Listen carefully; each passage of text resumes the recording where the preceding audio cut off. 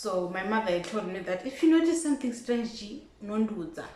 So from there I rush and tell my sister that I've seen this discharge. Then I go and tell my mom. It was around 1 a.m. Then I go and tell my mom, and then my mom was like, maybe it will go away. 1, 2, 3, the pains came back much stronger this time, and I went to the law again and saw the same discharge. And I told my sister. Now I could not sleep. From 3 a.m. I could not sleep. I was like, yeah,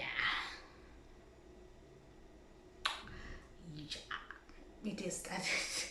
So because it's still 3 a.m. and I could not possibly call my brother at that time. I just said, let me just be strong and sleep. So around 5, 6, my mother was like, you need to get ready. You need to get your bags. I'm like, if you notice anything strange over to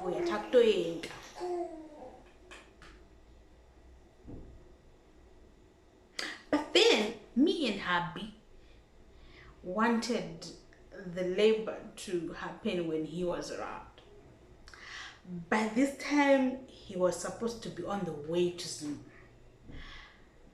and he had not yet arrived. So I'm thinking, if it happens before he arrives, then that's not how I planned it, because I wanted him to be in the labor room so that I can get to pinch him and blame him for the pain, you know. But anyways, my brother comes, he drives me to the facility, and we get there and it is closed. They are closed. So this is one thing that I blame myself for, because I had to register for a labor and delivery at a place which is not a 24-hour facility.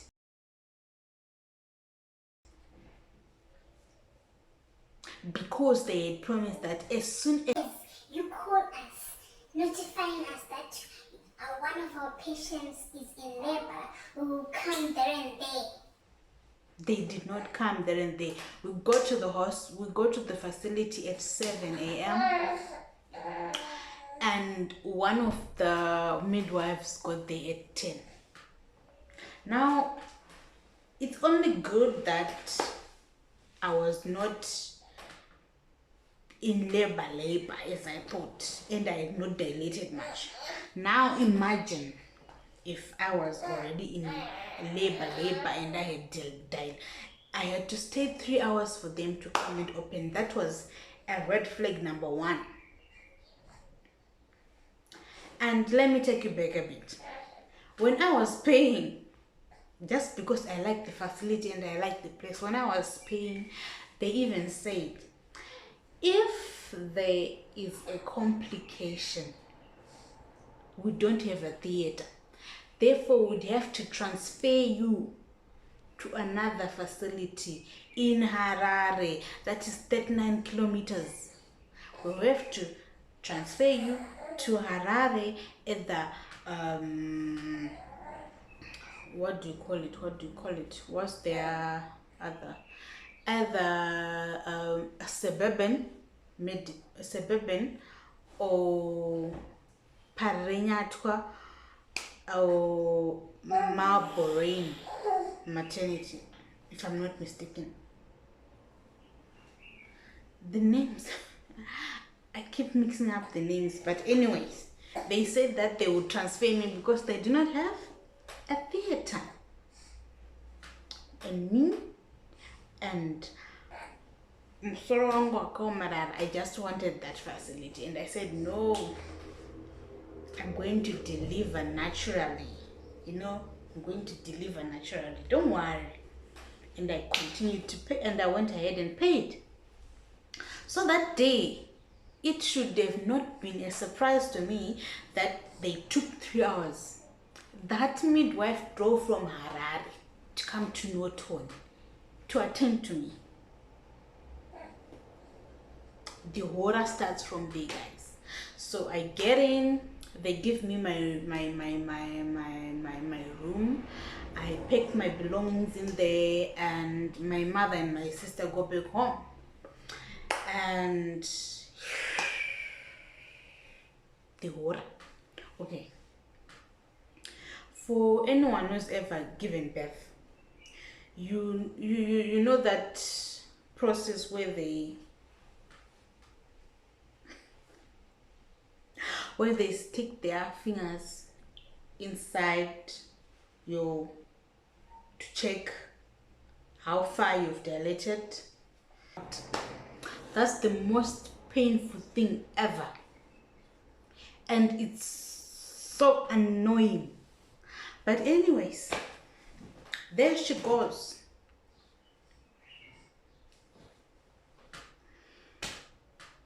And she tells me I'm 0.5 centimeters dilated. Let me call my doctor and check to see if you should stay here or you should probably go back home. I'm like, cool.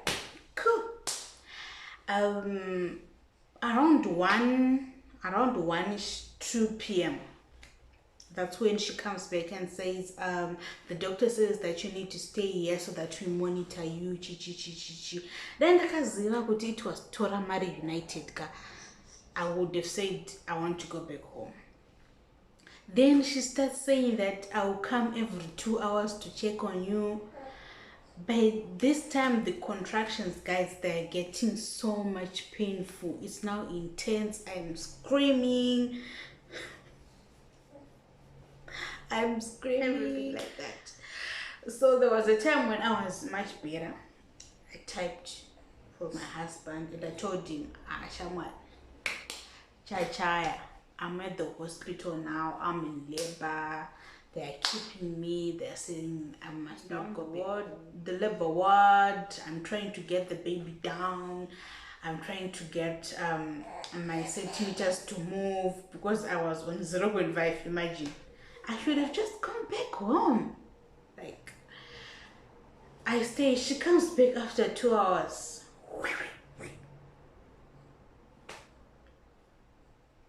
You are now 1 centimeter dilated.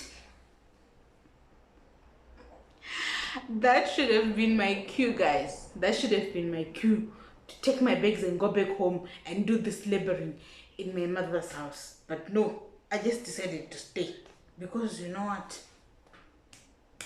Hard-headed.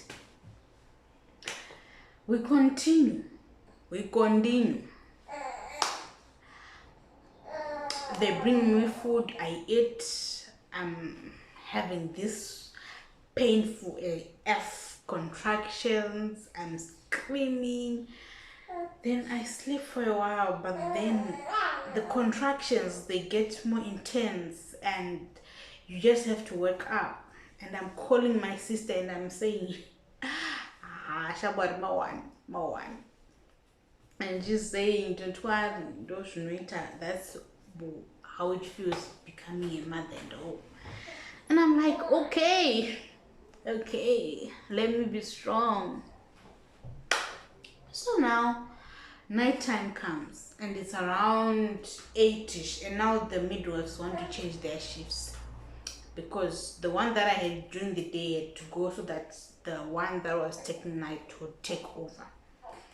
And she checks me and she says that I'm still on 1 centimeter dilated. And she's now starting to get worried. But then she's positive. She's like, no, when I come back tomorrow, I'm sure we'll have our bouncing baby boy. I'm sure you will progress through the night and you get your 10 centimeters and you progress through the night and you give birth in the morning, and in the morning we have a bundle of joy, what. And I'm like, okay. Then around 11 p.m. my husband finally arrives. Then inini ndikufunga kuti no, my pillar of strength has arrived ka. Males didn't want to see me in labor. Males decided to go and sleep in the car because they did not want to see me in pain or crying. But I was waiting for you all along, for you to be here, so that you can be my comfort. But no, men decided to go and sleep in the car. It's okay, it's fine. I was screaming my lungs out all night.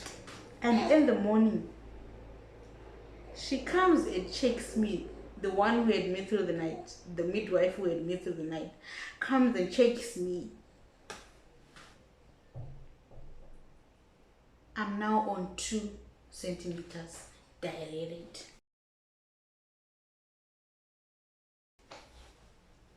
Guys, I started exercising. I would go and take a walk around the whole facility. My mom, when she would come to visit, she would come and take me up the road and down again. I would run, I would do squats, I would do everything. He's laughing because he's the one who showed me flames. I would do everything, guys, because I was now tired. I was now tired. Imagine they would make it worse by coming and... Guys, the time is progressing, and now it's around 12 in the afternoon. And now I've progressed a bit. I'm now on 4 centimeters. So I'm like hopeful that, yeah, Jacquita, you know. I continue exercising throughout the pain. The contractions are just killing me. I continue throughout the pain. We even try some hacks which people were telling me to do, but still I was still on. What's wrong, Papa? What's wrong, Papa? What's wrong, Papa? What's wrong? What's wrong?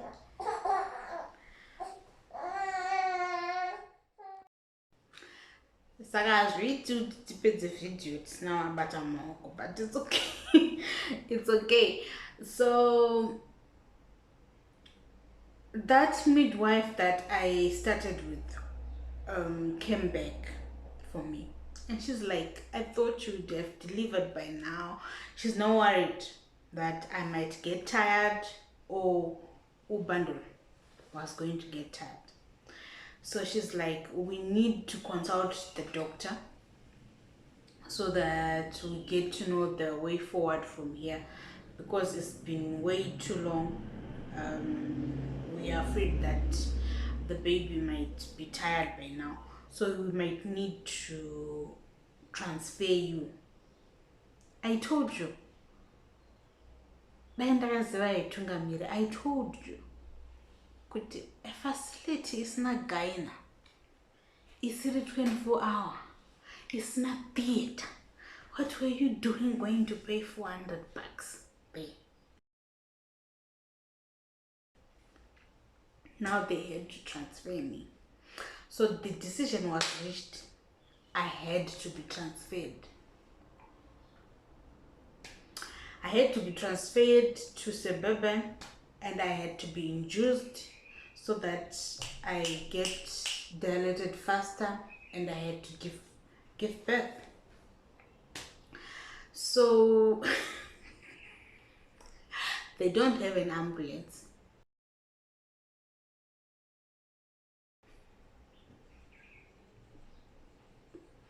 They don't have an ambulance, and they have to call another private hospital to give them an ambulance. That's 1 more hour that I'm waiting. By now it's around 5 p.m. We are waiting for the ambulance to come and pick me up and take me to Suburban in Warren Park. If I had just decided right from the very start that I'm going to give birth in Suburban, there wouldn't be all this. I wouldn't have wasted $400. You understand? But now I'm being transferred to Suburban, to the 39-kilometer peg that I was trying to avoid. The ambulance comes and they are driving really, really fast. I guess that's what they're supposed to do, right? They're driving really fast. And in my heart and my mind, I'm happy because if they're driving fast and if I'm being good, my bumbo and everything, then maybe my centimeters will progress. And it don't go sugar cocoa, then I give labor. But no, I get there. I'm still on 4 centimeters. Then I went. Then the midwives, they at Suburban, were not understanding why the midwives back there had just wanted to start by doing this to me when I was still in early labor. They were just doing this to me, but I was still in early labor. They were supposed to send me back home because I was still in early labor. So the midwives at Suburban wanted to understand what kind of a facility that was, what kind of midwives are they that start by just this caused what they call in medical terms forced labor. I was now in forced labor because they kept doing this. So that is something that the midwives at Suburban did not understand. So they had to call the guy in charge of delivering women. So he came and he was Dr. Waipopote, guys. Kuti amoenda unopa vanhu vasingazivi basa, vasingazivi what is this, and they would look at my chart from pandaka admitwa pacho. He was doing it in my chart kuti this is wrong, this is wrong. Anga singatombofanira kuita all this.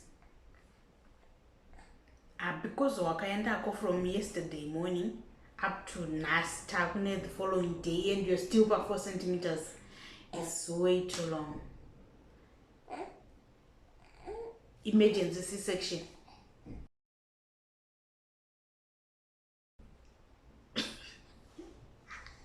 Like, what? Emergency what? See who? So, no. But yeah, then the procedure started. They start taking my COVID test. I took all my jewelry off, my ring, my studs. Then they made me wear that hospital robe. And that's when reality struck. I did not want a C-section, guys. I did not want a C-section. I wanted to try pushing at least or anything like that, but I wanted to try the natural way. But then God decided no. The doctor was like, your son is now tired, your baby is tired, you are tired, so there's nothing we can do. Emergency C-section panel. And hubby wishes come true, guys. And hubby was invited to be in the theater with me. So yeah, I'm wheeled to the theater. The preparations begin. They start looking for ameno zvavanoshandisa kucheka cheka zvacho ameno namukotseresi anga arimo imomo. I will input the English word here. I don't know how to say it, but mukotseresi, he was there. They took They put me on a drip. They started to monitor my blood pressure. They injected me with the guys. Those who have given birth or those who have had a C-section, you know it. So I start feeling numb in my body. So the job of the mukotsi they could make sure you stay awake while they do the operation. So they asked me, do you want to be completely shut off? You want to be awake so that patobudi someone you be able to see him. That is when you know to completely. Doctor, no. No. So I was just like, okay, the half. We actually, so I was numb, half down. And I remember, Saka, I remember the time and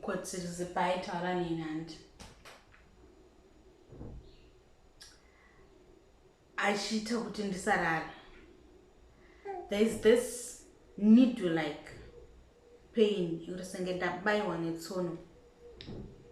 I think that was the time that they cut the first layer. But I did not realize it because that by what Jackson the chive. So I did not realize that Jato Tanga and they're already cutting me off. Then in a couple of minutes I could hear the doctor say Buddha Buddha Buddha. Buddha. Then I heard the cry of a baby and it was the most beautiful moment ever, guys. And I heard him cry and the doctor showed him to me and he's like, Mwana yush, uko not mwana that yes, mkoma nashkanzanzan. And I told him the name and he's like, congratulations. So they take him away to clean him up and everything. I felt so relieved. I felt so happy, and also that because my husband was in the theater with me, not the whole thing. That even now he's traumatized. So that was my labor and delivery, guys. So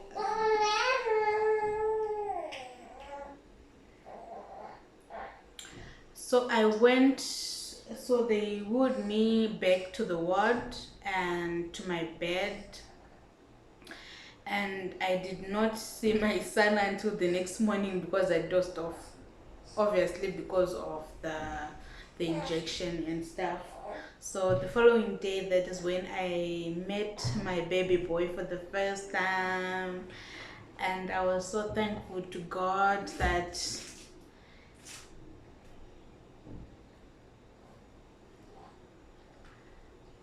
He saw me through. He saw us through.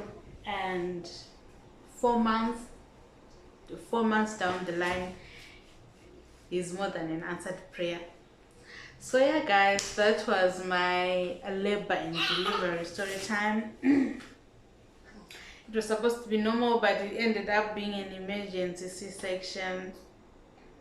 But to all the C-section mothers out there, you are strong. Imagine having to get up and move right after you've been cut, after 6 layers of your body has been cut. Imagine that. We are very strong here. So that was my story time. I hope you enjoyed it. If you want, you can drop your own birthing experience in the comment section down below. Also, like and share this video, and don't forget to subscribe if you haven't already. This time is no subscriber, guys. So thank you, royalty. I will see you in the next video. Bye.